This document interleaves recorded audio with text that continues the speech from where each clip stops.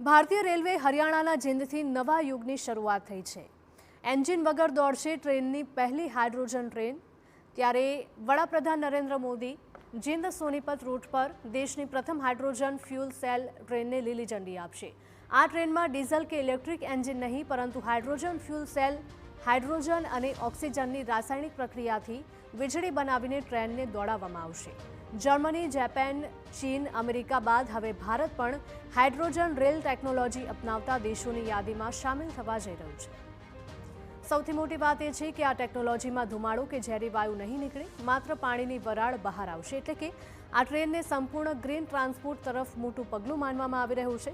આ ટ્રેન માટે જીંદમાં આધુનિક હાઇડ્રોજન સ્ટોરેજ અને રિફ્યુલિંગ સ્ટેશન તૈયાર કરવામાં આવ્યું છે કે જ્યાં સુરક્ષિત રીતે હાઇડ્રોજન ભરાશે। ટ્રાયલ દરમિયાન ટ્રેને 120 કિલોમીટર પ્રતિ કલાકની ઝડપ હાંસલ કરી। જો આ પાયલટ પ્રોજેક્ટ સફળ રહેશે તો આગામી સમયમાં દેશના અનેક રેલવે રૂટ પર હાઇડ્રોજનથી ચાલતી ટ્રેનો દોડતી જોવા મળશે।